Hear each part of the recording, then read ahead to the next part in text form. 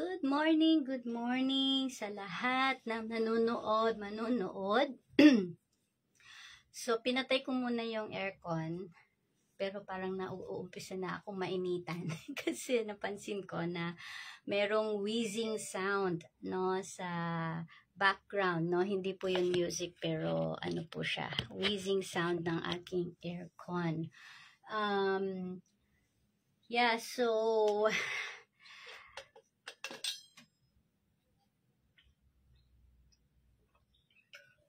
magkakaroon lang tayo ng short na live ngayon dahil nagkaroon po ng konting problema ang inyong VA.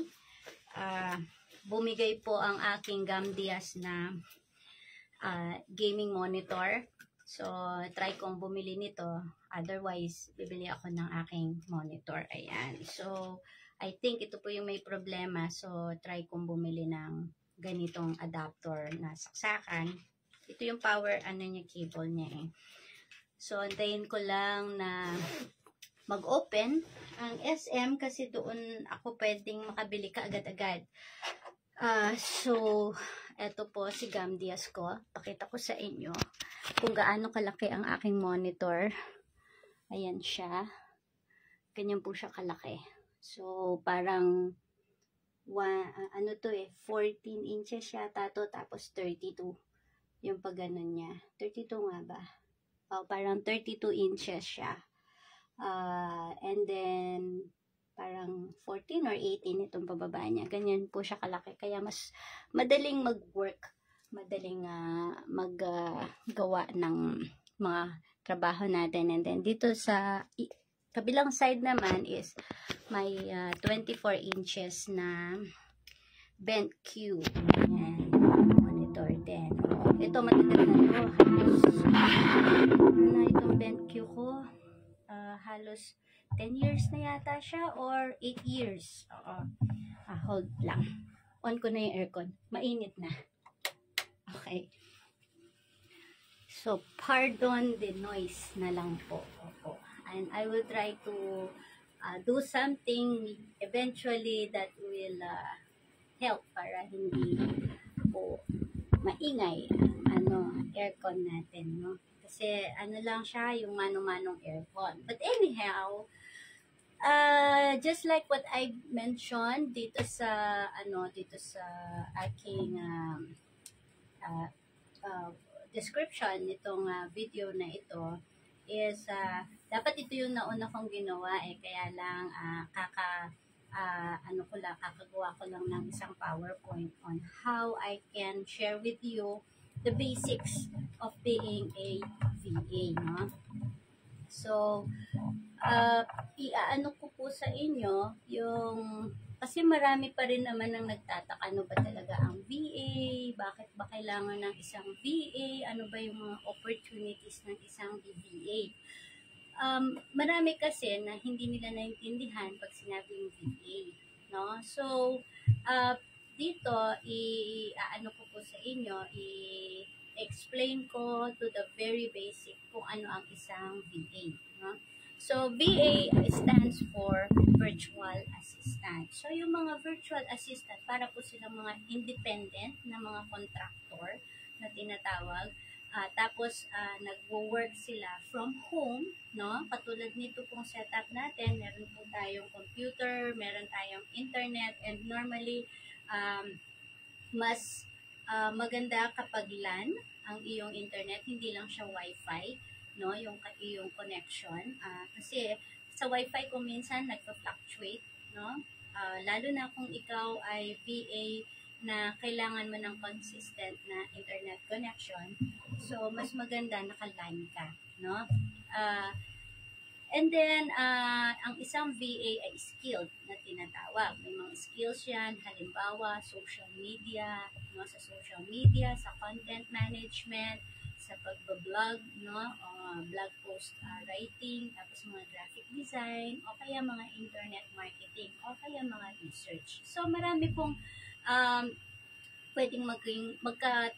marami pong pwedeng trabaho kapag ikaw ay isang virtual assistant, no? So, sabi nga niya dito sa A VA is an independent contractor, is a self-employed, no? Yung independent contractor, ibig sabihin self-employed person or entity contracted to perform work for or provide services to, no, another entity as a non-employee. So as a result, independent contractors must pay their own Social Security and Medicare taxes. So ako, I pay my own, no, SSS, PhilHealth, Pag-ibig.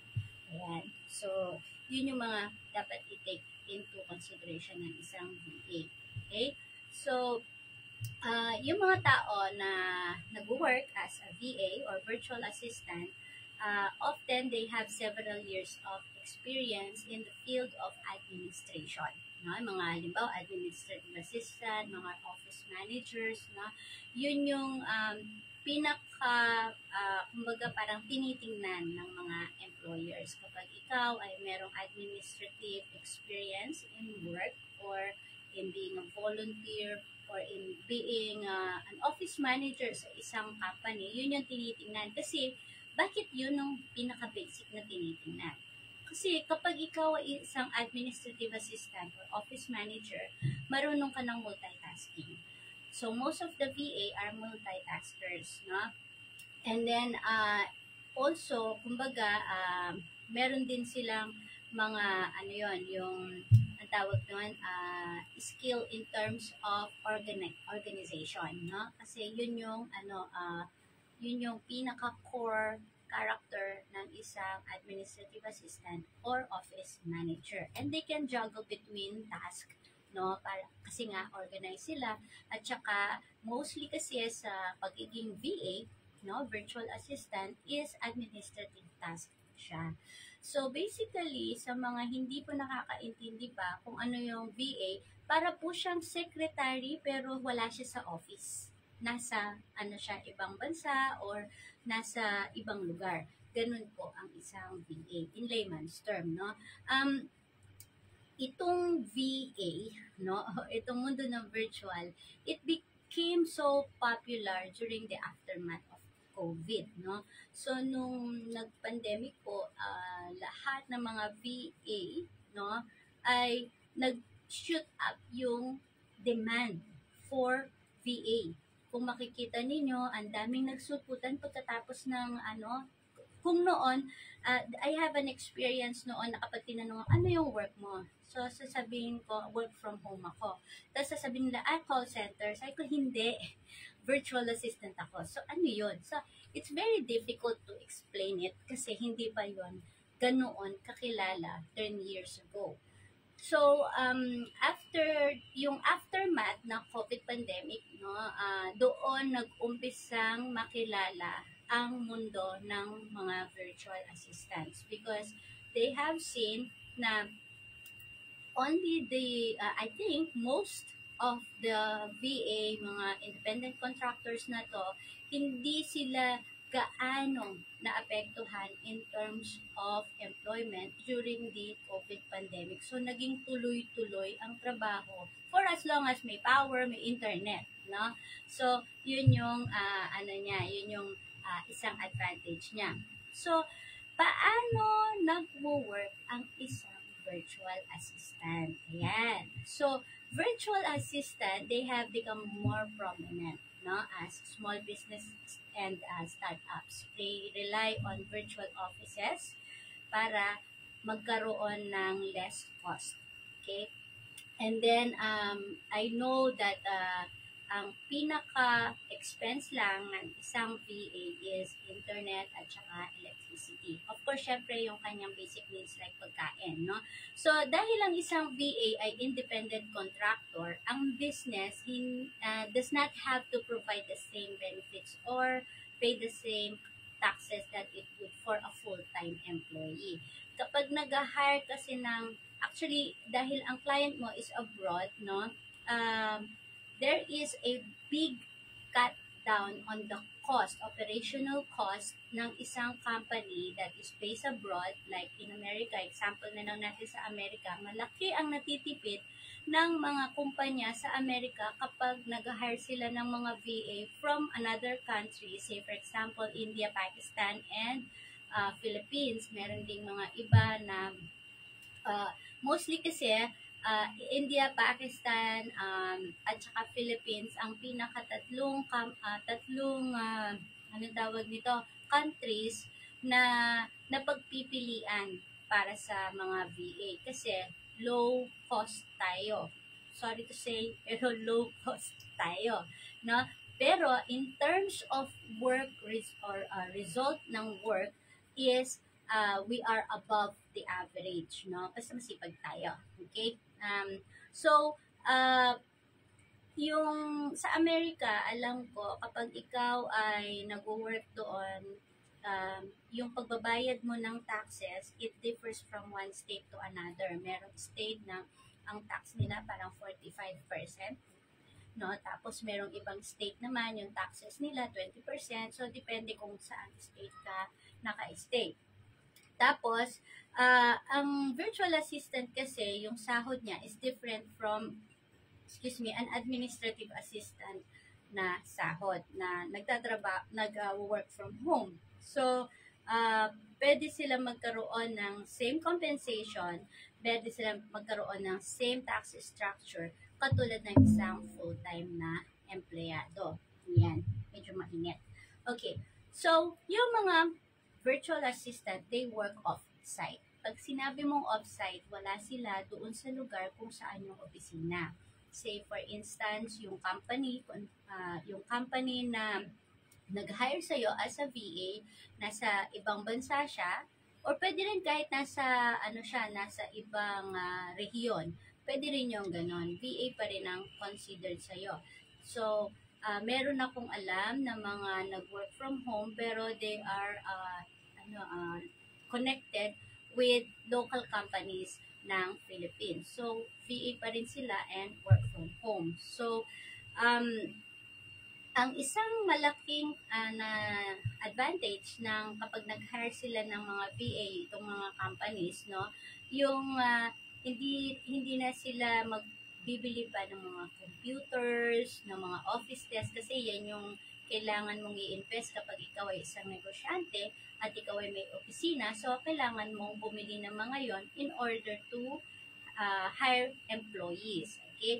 So, ngayon, ang virtual assistant, ang siyang magpro-provide ng sarili niyang computer, ng sarili niyang internet, ng mga software programs niya.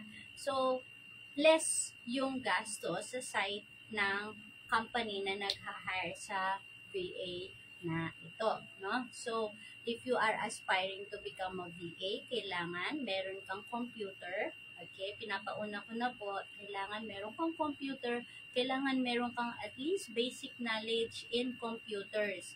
Mahirap pong turuan from the very, very first thing.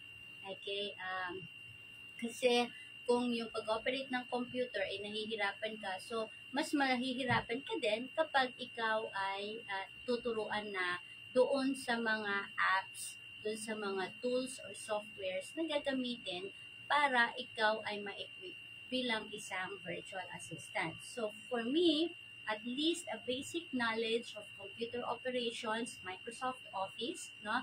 Kasi ang Microsoft Office at saka ang Google, yung ni Google, yung workspace ni Google is almost the same, no?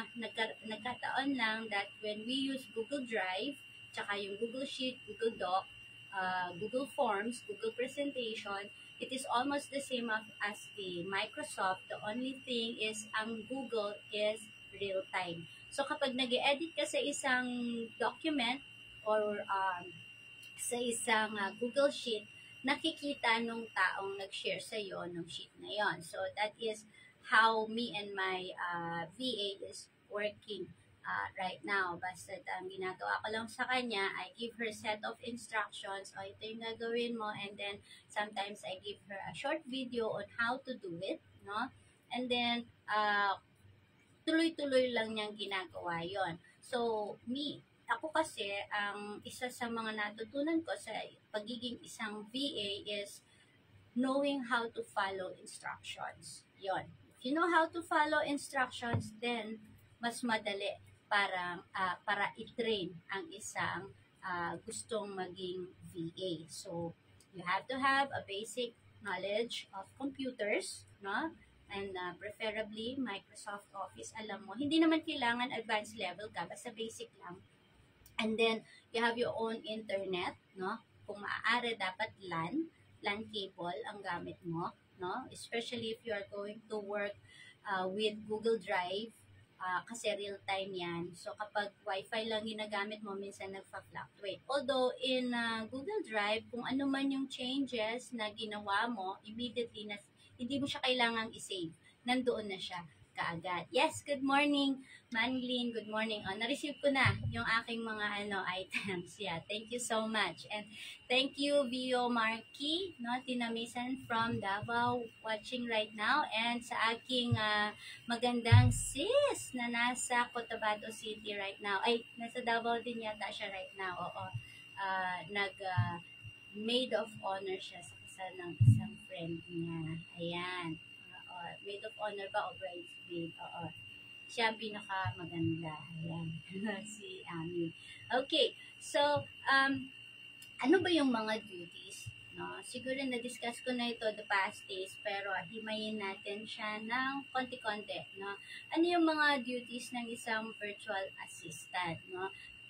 Yung mga duties na ito, depende kung ano ang kailangan ng isang client at kung ano yung terms of contract nila. Okay? May mga virtual assistant kasi na nagha-handle ng clerical jobs. Meron ding nag-handle ng mga bookkeeping tasks, no? Meron akong friend na nag-handle ng mga taxes ng mga foreigners pero nandito siya sa Pilipinas, pero dahil galing siya ng ibang bansa and na kapag training siya sa IRS ng Amerika, so she is able to do the taxes of foreigners, ha? And then also may mga iba naman dahil social media ang kanilang task, sila yung mga nagpo-post ng updates, no, sa mga social media o kaya yung mga gumagawa ng mga articles sa mga blogs. Ayan. So pwede yun, no? One time, ako, dahil dun sa task na pinapagawa sa akin ng aking boss, I have to hire my son to do some content writing para sa akin. Pero of course, we use some apps. I taught him how to use that apps para sa ganun, mas marami kaming magawa ng mga articles. Kasi nga, we have like 1,600 property management clients all throughout the United States. So sabi ko sa kanya, as much as possible, gawa ka ng marami. And then I pay him per article. No? Gustong-gusto naman niya. Ayan. So, social media, pag sinabi niyo social media, alam niyo na po yun. Ito yung mga Facebook, Instagram, X platform, or Twitter, no, YouTube. Okay, so sabi nga nila, there are 4.7 billion. Actually, the latest in October of 2023, there are 5.8 billion people using social media, no? So that is a rough estimate of like 60%, no, ng populasyon ng buong mundo. Okay, so that is according to the global media landscape. So talagang there are a lot of need. Kailangan marunong ka sa social media management kapag ikaw ay isang VA. Kahit pa paano, the basic, no? And then, kung may in-depth na instructions sa'yo, is i-ano mo lang, ipa-follow mo lang yung instruction ng iyong client. So, like what I've said, virtual assistant qualification, kailangan technically savvy or marunong, no, sa computer, and then meron siyang wide range of computer skills like Microsoft Office, no, tapos meron siyang proficiency in commonly used softwares at saka mga business programs. Pag sinabi mong business programs, you are referring to Microsoft Office, which is Word, Excel, no, and then at some point you need to do PowerPoint kung ang iyong client is into what do you call that? Your client is into business presentations, profiling, yung mga ganon. So, Sa ano naman kasi, sa mundo ng VA is natututunan naman lahat. Sabi ko nga, if you are just willing and obedient, no? Kapag willing kang matuto, then walang mahirap, no? Kapag willing kang matuto. But really, you have to spend more time on doing those things because many clients will look for VA who have some higher level of education or specialized training. Pero there are few companies or online companies and community colleges na nag-o-offer naman ng mga courses tsaka mga certification for VA na sa mga skills. That's like what we are doing in Helping Hands VA, no? We are equipping, teaching, no, hard skills and soft skills sa mga trainees para sa ganon magkaroon sila ng basic knowledge of whatever is going to be used in the world of virtual. So, bukod sa dapat, marunong siya sa technology, of course, sa computer use, no? Kailangan meron siyang alam sa computer skills, tapos, yun nga, yung mga business programs, Microsoft Office, Google Drive, all those things, no? Natututunan ko lahat yan, no? As you practice it. So, ang isang VA who specializes in bookkeeping naman, should, kumbaga kailangan meron siyang accounting skills or basic accounting knowledge, no? So, like let's say, Excel. Kailangan meron siyang alam sa Excel. And then, bank reconciliation probably or account reconciliation, no? Tapos, yung mga tinatawag na double entry bookkeeping.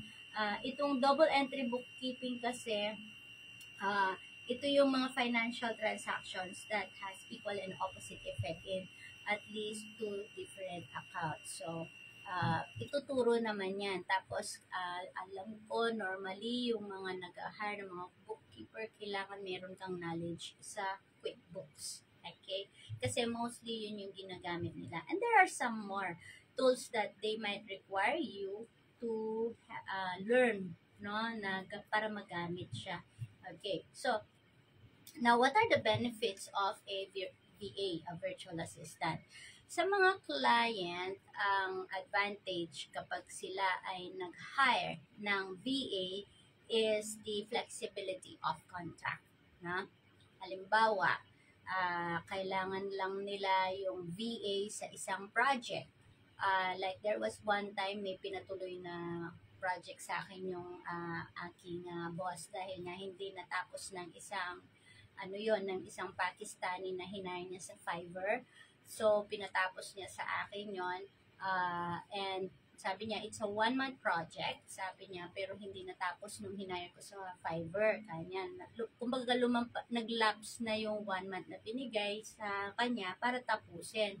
And so, sabi sa akin ng aking boss, could you check on all his output, sabi niya, and then continue working on it. It's just a 1-month project. So, ang ginawa ko naman, talagang finokus ko yung sarili ko dun sa project na yon after I finish all the work that I am doing, no, yung mga daily task na ginagawa ko, that is yung customer service sa mga website landing pages ng mga clients namin. Kasi hindi naman lahat gagawin ko. Hindi ko naman kakayanin yung 1,600 plus na clients na titingnan ko kung okay ba yung websites nila or may glitches ba.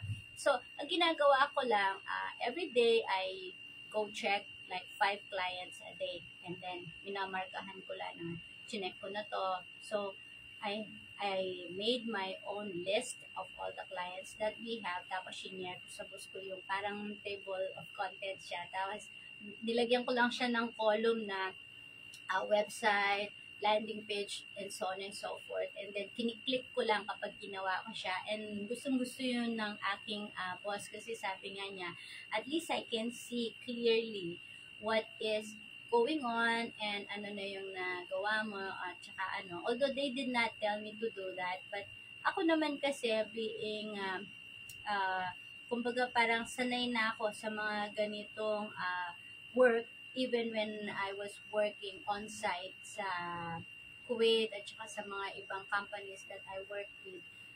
may initiative, na nagkakaroon ako ng initiative na how can I simplify the work that na sa tingin nila is complicated. So, how can I simplify the work? And at the same time, nakikita nila yung progress ng work ko. Okay? So, that's why I do my own thing. And then, sinishare ko sa kanila. And they really appreciate that, no? Kaya nga, for 10 years, they really appreciate me and they are having good kumbaga parang mga recommendations, referrals, and also yung mga hindi nila ako binitawan because of that. Ayaw nila akong mawala sa kanilang company because it's really hard to hire a new person, no? Lalo na kapag nasanay ka na sa isang tao. So sa akin, sanay na sila. Alam na nila na kapag binigay nila itong project na ito sa akin, they will just give me a short, "Hi, good morning, Mylene. Yes, let's have a cup of coffee." Pero tubig muna ako kasi nagkape na ako ng umaga. So, anyhow, they will just give me, limbawa ano yung objective na sasabihin nila, Jenny, this is the project, tapos yung project title, and then the objective, ano ba yung gusto naming ma-meet, no? Doon sa project na yon, ano dapat ang lumabas na result doon sa project na yon. So that's what they were doing to me, and then ako naman iintindihin ko yung objective, and then minsan merong set of instructions, especially they will give me the login credentials for the app or mga softwares na they want me to use like VPN, ClickUp, Asana, and also Toggle. And meron kaming ginagamit na isang app na called text verified when we want to verify one phone number, no, sa mga kinakailangan namin yon. So we are having all these apps, pero hindi nyo naman kailangan agad-agad na aralin yon. Ang kailangan nyo lang aralin is what your client is giving you. So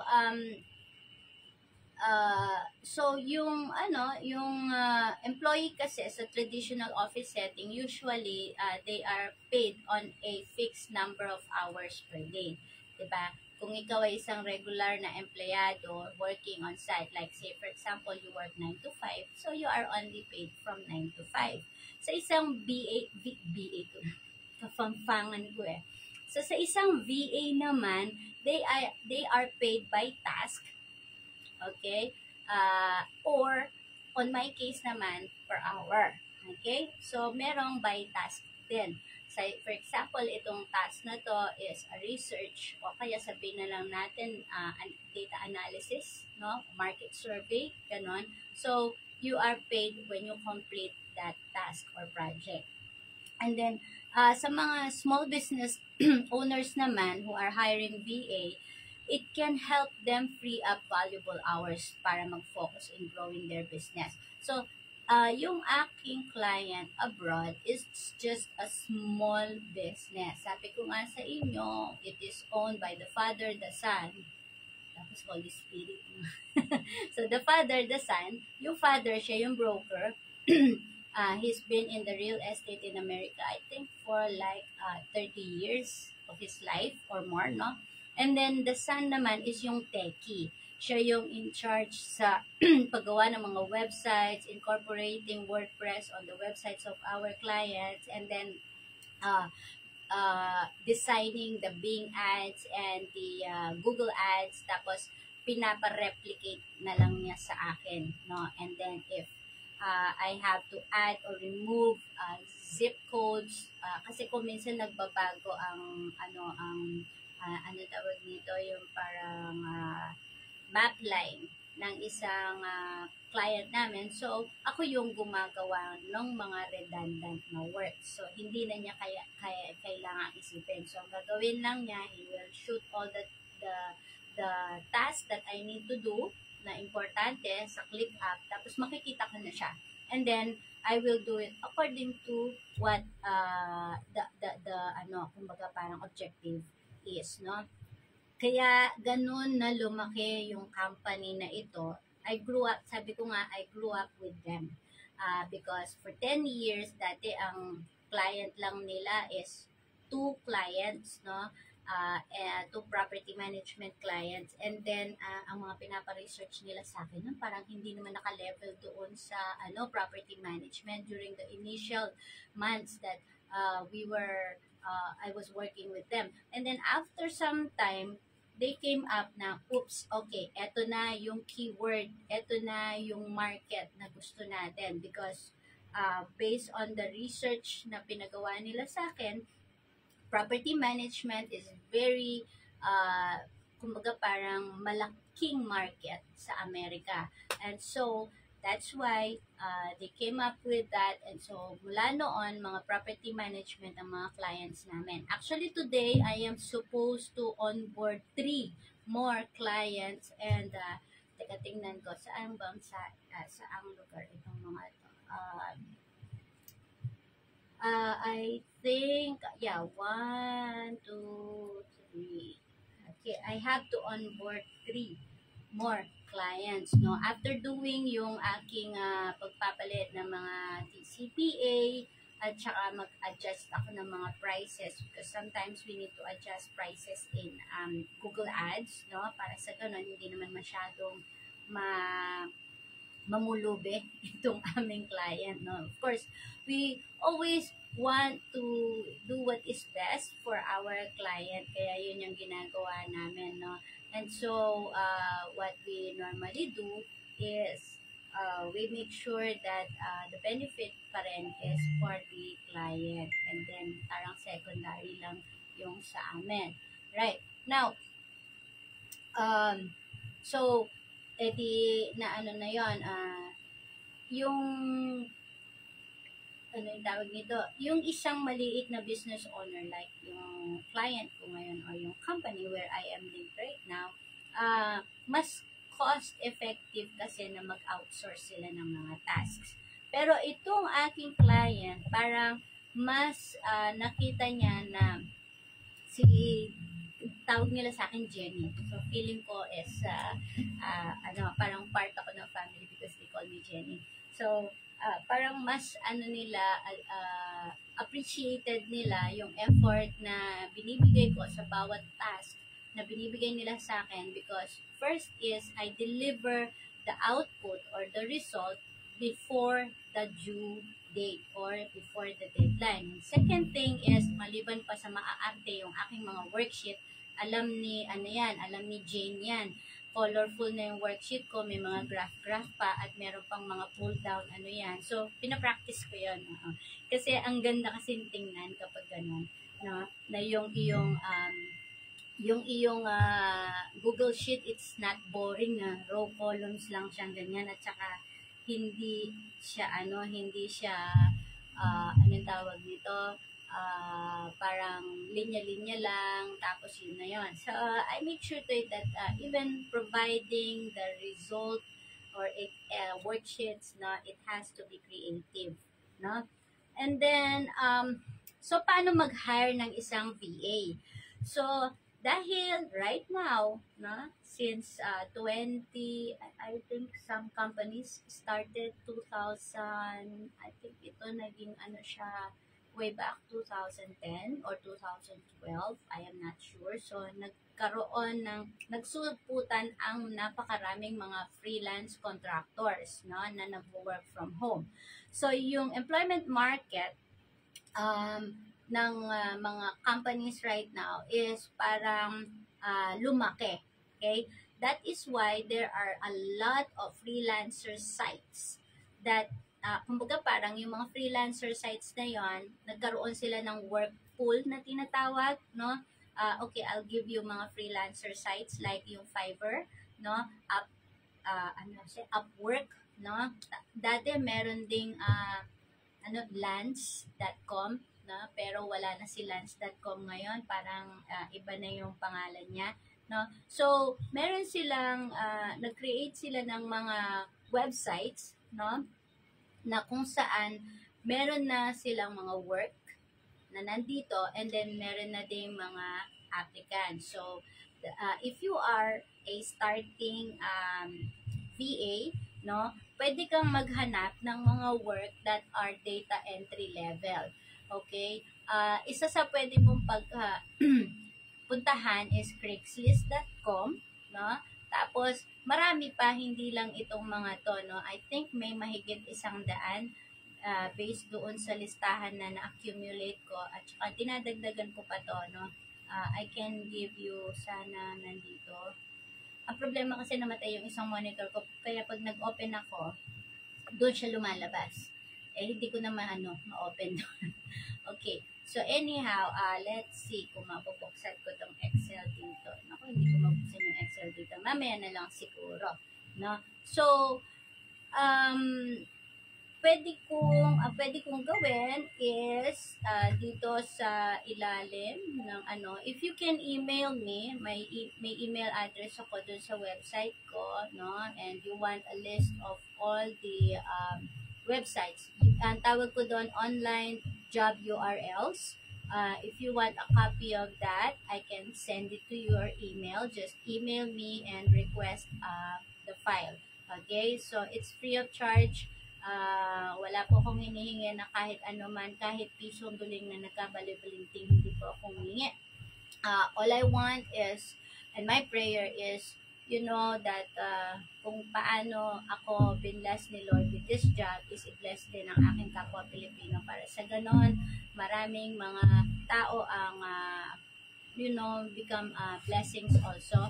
Uy, thank you, nanonood yung aking bunso na gwapong-gwapo kahit na nasa enrollment siya ngayon. Ayan, my youngest son na proud ako. He is a BSIT, second year na siya. Konting kembot na lang, graduate na siya at siya na ang papalit sa akin dito sa aking upuan. Upuan lang, hindi yung aking trabaho.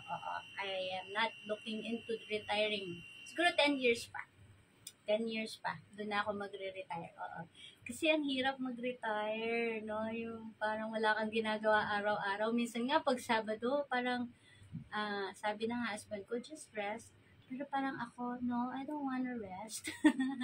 Hindi ako mapakali kapag wala akong ginagawa because my body is used to waking up early and then uupo dito sa computer and then working, you know. Sometimes Saturday nag-work pa ako kahit hindi ng aking client. Although they pay me, pero hindi naman nila nire-require. Ayan. So, then, okay. So, dito sa mga site na to, yung mga clients, they can post details about the type of task, kung ano yung kailangan nilang klase ng VA, and then, ano yung rate na ibibigay nila, no? Kung magkano yung gusto nilang bayaran. And so, merong site na kailangan yung freelancer worker or yung VA ay magbibid. I think one of the site na talagang magbibid ka is Upwork. And then, kaya lang si Upwork kasi masyado na siyang malaki. Masyado nang matindi ang competition sa Upwork. That is why kung mapapansin ninyo, merong mga freelancers na nag-hire ng VA. Tapos, yung rate nila, yun yung nangyayari yung rate is parang nangungumisyon dun sa rate, which is, there's nothing wrong with that, you know, but if you can go direct, no, mas maganda yung direct, no, para sa ganun, sa'yo lahat yung sahod, okay, and LinkedIn is another, kumbaga, site that you can use. Ang LinkedIn kasi, para siyang resume mo na buyang-yang. Ayan, so you have to make your LinkedIn na kumbaga parang maganda. Okay? Maganda siya. And then, pag gumagawa ka ng LinkedIn account mo naman, isasuggest naman what are the parang keywords, hashtags that you can use para sa ganun, mag-a-appear yung pangalan mo to those who are companies, big companies who are hiring. So, okay, I will give you an example, no? When I began creating my own LinkedIn account, and then what they did is they kept on sending me mga work from home na mga job offers. So, because I was doing my profile ng talagang well-detailed, no? Of course, lahat naman na nakalagay doon, may katotohanan naman. So, kailangan kung ano yung nilagay mo doon, totoo yun, no? So, And then, meron silang, minsan mag-i-email sa'yo yung mismong LinkedIn, tapos sasabihin nila, merong isang job offer that fits your qualification, tapos it's up to you kung magbibid ka, no? So, ako, hindi pa ako nag-bid kasi, kumbaga, parang I am already contented with the work that I have right now. And ang focus ko na lang ngayon is to be able to help people land their own job, no? Na makatulong. Yun lang ang gusto ko, makatulong lang. In order na ma-enjoy din nila kung ano yung na-enjoy ko, na minsan nga kahit hindi ka na maghilamos or mag-toothbrush o maligo, pwede ka na mag-work from home, no? But kidding aside, so merong mga marami yan, no? And then also merong mga special considerations din when they are hiring a VA, no? Kailangan merong smooth working relationship between the client and the VA. So, ako, based on my experience, I am very transparent with my client. Okay? I tell them if I'm sick, and then I tell them, hindi naman ako, syempre, honest to goodness tayo, because we are, kumbaga, parang malaki ang takot natin sa Diyos. So, I always make them feel important to me because, kumbaga, parang they've given me this opportunity 10 years ago. Kumbaga, sumiselan ka na lang. Diba? So, then, in terms of working relationship, ang client normally has to give detailed instructions about a certain task, no? So they need to have this parang guide, no? And sometimes they do short videos like what they are doing to me. Initially, they will do a short video, and then kapag alam ko na siya, hindi ko na pinapanood yung video, gagawa na lang ako ng mga notes ko with bullet points on how to do the task. So, it simplifies, and hindi ako nalilito kasi kung minsan pag pinapanood mo pa yung video tapos gagawin mo yung work, minsan nako-confuse. So, and gradually naman mamamaster mo siya, no? Yung a certain task, no? So, bali, dalawang ginagawa nila normally para sa akin. Minsan, a written document guideline, no? Tapos, yung isa naman, a video. Kaya lang, nasanay na sila sa akin na ako yung gumagawa ng document guideline. Kasi one time, they have tried me, no? They tried me, yung parang, Jenny, you go to this iAutomate, kumbaga, parang, ano yung iAutomate? Anong may gawa nun si Matt Verstick. Meron siyang ginawang parang container, ang tawag namin doon. It involves set of instructions that will simplify the daily task of a freelancer, and then helping them how to cope up with the fast pace na parang paglaki ng mundo ng mga freelancers sa it's actually the entire world, no? So, he asked me, yung aking boss, na could you go review all those videos and create a document guideline so that when we hire a VA, ganyan ganon, yun na lang ang titignan niya. And so, ako naman, ginawa ko yon, and then they really liked it because apart from, ako kasi mahilig ako gumawa flowchart because that's how I can kumbaga understand the system is when I do the flow chart. So, sila parang nawindang sila, you do flow charts? I said, yes sir. Sabi ko ganun. Nung college ako, pecha pa ni Mahoma, nung college ako, I am kumbaga parang best in flow chart system. So, even in database system, ako yung pinaka doon, parang bihasa in a sense of how I understand the system and then how I come up with a database system and how I come up with the process. So, doon ako bihasa. So, they really appreciated that, and then from then on, di na ako binibigyan ng manual na, written instruction. Binibigyan na lang nila sa akin video, and then lagi nasa huli yung, I know, Jenny, this is so much instruction, sabi niya, but we know, we believe, you can figure it out. Sabi nilang ganun. So, it gives you parang a sense of confidence in na merong meron silang tiwala sa iyo na kahit na magulo yung video na pinadala nilang instruction is malalaman mo, kakayanin mo na ma-produce yung result na gusto nilang i-produce because of how you,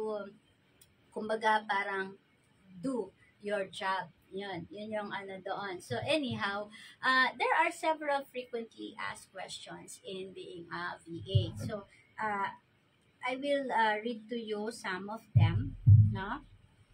Sabi niya, how can you become a virtual assistant? Sabi niya. So, having a previous experience as an administrative assistant or support staff member is helpful, pero hindi siya necessary.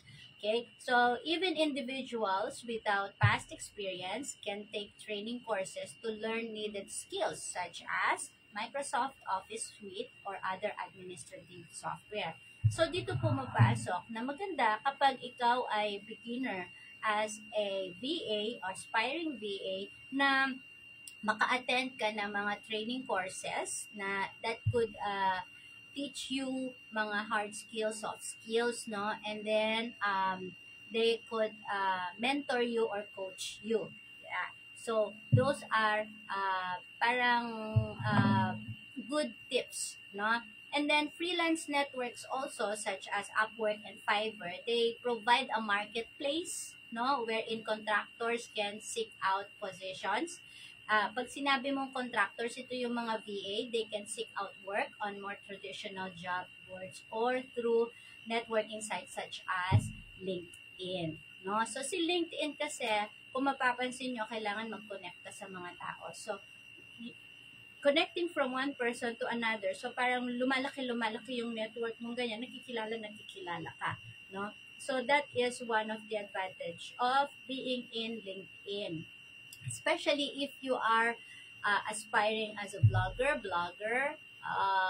influencer, no, business person, and then a freelancer, maganda yung nasa LinkedIn ka. And you don't need to look for a job. Once you complete your entire profile in LinkedIn, sila na mismo ang magko-contact sa iyo, or you will receive emails na kumbaga parang anong tawag doon, yung kapareho ng iyong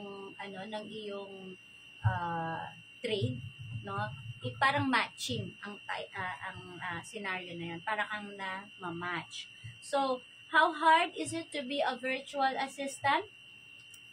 Totoo, merong madali, merong mahirap. Sa lahat naman ng bagay, no, naturalmente lang na may mga challenges tayo, no? So, being a VA, there are also challenges, no? Katulad ng isang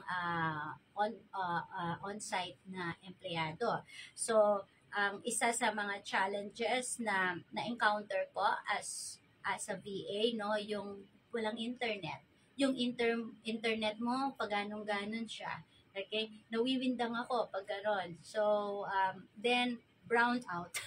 Yung mga ganon. Those are the challenges. Kaya, that time, I have to buy things na will supply me power, or kung minsan meron kaming nabiling maliit na generator, pero ang ingay niya, kaya nasa labas siya. So, but thank God that hindi naman ganun ka-consistent ang power brownouts dito sa Tarlac right now, no? So, sana puwera usog. Ayan. And then, managing and prioritizing competing tasks and answering to an employer. So, yun yung mga slight challenges. So, what's different is that ang VA is doing all this job remotely. Pag sinabi mong remotely, yan, katulad ko, remote ako, no? Tapos, hindi ko nakakausap yung mga boss ko. Why? Kasi ako, I work on my own time. Parang hindi ako required na magtrabaho kapag gising sila. Normally, pag gising sila, tulog ako. Pag tulog ako, gising sila. Which is okay lang, no? Kaya nga kapag meron silang set of instructions, no? Sasabihin nila, Jenny, go through the instructions. If you have a question, then let us know. So, ganun ang relationship natin ng aking client. Tapos, ang kagandahan lang, kapag VA ka, less stressful ang environment, no? Wala kang ako employee, no?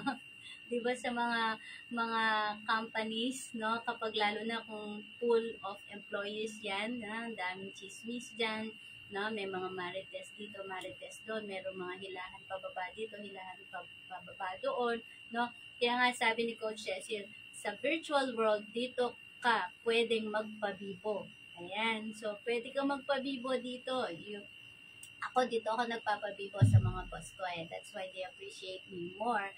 And ano yung sabi nila the last time na binigyan nila ako ng employment review? Oh, indispensable. Yeah, that was the word, indispensable. Cannot be replaced. And ang prayer nila is that I am always well so that I can work more years with them. So, ibig sabihin, wala silang balak alisin ako. So, that's a good thing, no? That's a good thing in having such a client. So, also, ang isang challenge ko lang is technical support. Okay? Yung mga iba kasi may sariling technical support. Ako, wala akong technical support. Okay? Pero, meron.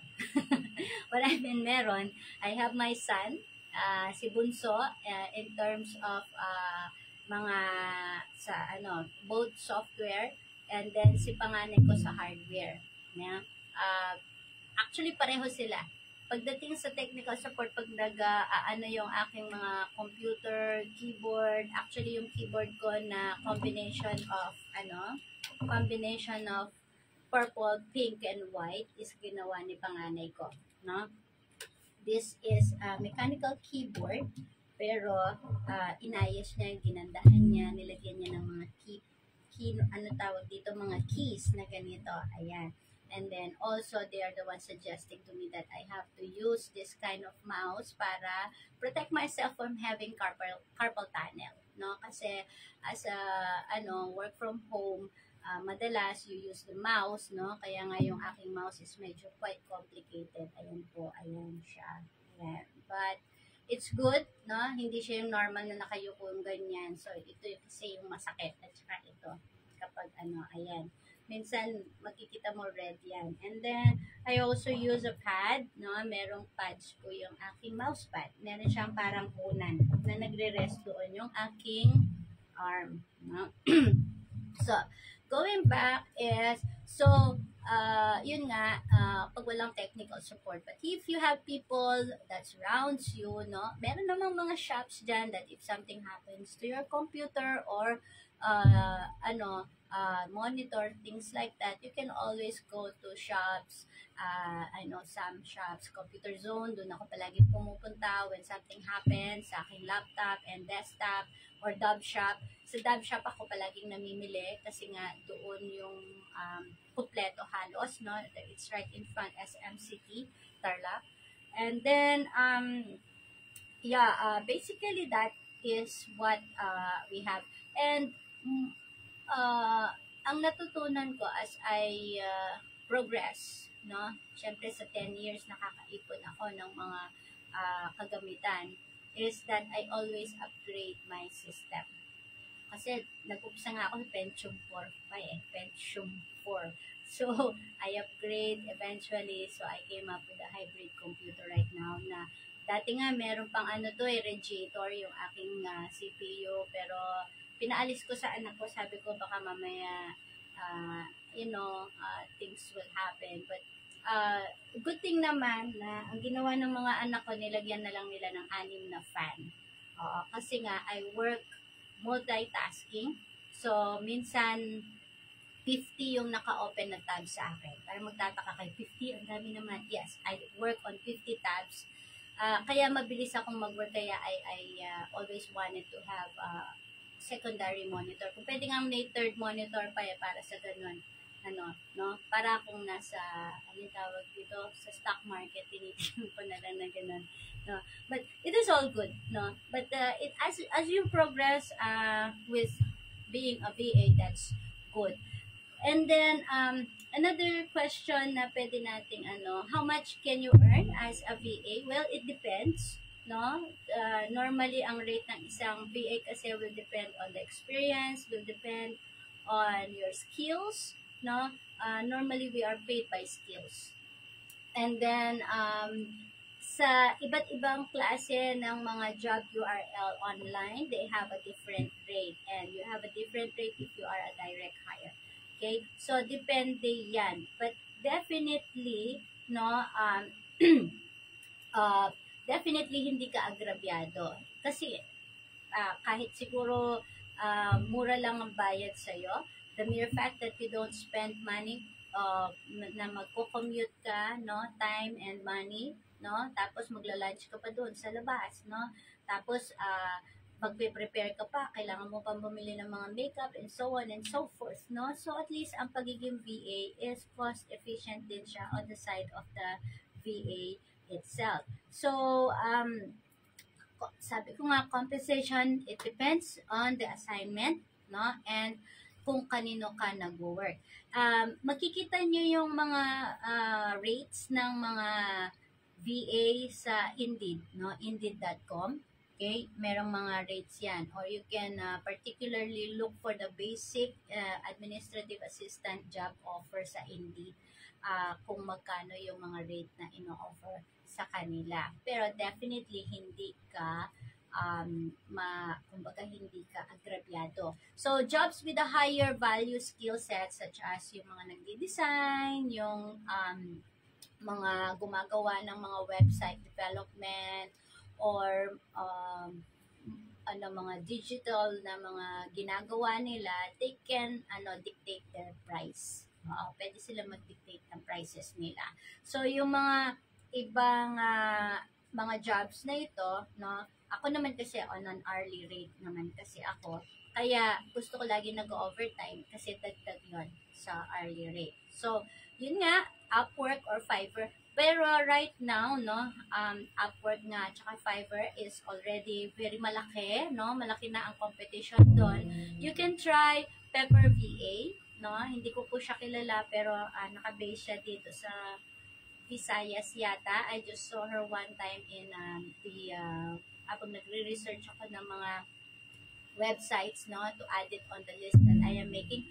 And then smartvva.com is owned by a person na I came to know when I went to Ohio, USA, no, smartvva.com.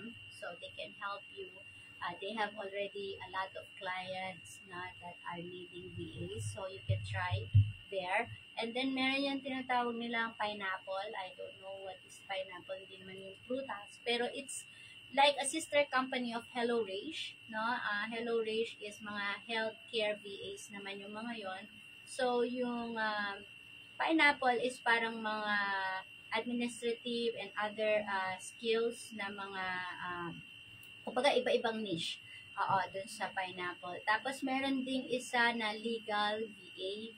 Ang nag-hire naman sila, yung mga VAs na they have knowledge in legal matters. I don't know if yung legal matters nila is according to the Philippine law or according to the US law. So, meron naman silang mga trainings, no? I think the trainings last for a month. Pero paid trainings yun, alam ko eh. And then, after that, they will onboard you as their VA, and then they will give you a new rate, no? It's not gonna be the training rate, it's gonna be an employee rate. Ayan. Sila na rin ang mag-prepare sa inyo sa mga clients. So, it is much easier than swimming the ocean, no? Na hindi mo alam kung saan ka tutungo. Ayan. So, as a newbie virtual assistant, I would suggest that you go to those links, or first is send me an email that you want to know what are the online job URLs or mga websites that you can go and search more on how to become a VA para maano mo lang, kumbaga para makapa mo lang ano yung ibig sabihin ng isang VA and how you can go about to starting to work as VA. So, conclusion, no, bottom line, no, a virtual assistant is a contract or self-employed remote administrative assistant who works for a company or an individual. Along with helping with office administration, no, a virtual assistant can do a range of tasks linked to writing, editing, design, marketing, and social media. So despite not working in a physical office with their boss or coworkers, a virtual assistant completes responsibilities remotely using technology. So, iyan ang bottom line ng isang VA. So, sabi nga niya dito sa conclusion, in the wake of the COVID-19 pandemic, many employees work virtually, not only as assistants, but in a variety of capacities. Kaya yung pagiging virtual assistant, hindi lang siya in terms of administrative. It can also be in different niche. Depende kung ano ang niche that you prefer. Yan. So, I think I am already done with our 1 hour of puntahan no dito sa ating I am enjoying this, and I hope you are also enjoying no the things that we are learning every day no. I hope you will check my website. You can also check my blog site. Nandito sa description ng aking live stream no, and I hope that it will give some learning sa mga aspiring VAs out there, and I pray that open heavens and jobs will overshadow you. Yeah, okay. So this is your Lady Boss GVA, Jennifer Schultz. Thank you everybody for watching. God bless you all, and tomorrow I will be sharing another thing about the basics of being a virtual assistant. Pasensya na po kayo, hindi ako fancy in terms of creating videos. Hindi ako maarte sa pag-create ng videos. What I wanted is a good content for everybody, because I believe that learning is far better than all the designs and everything, kasi secondary na lang yun. Kumbaga. Yes, so thank you again, and God bless you all.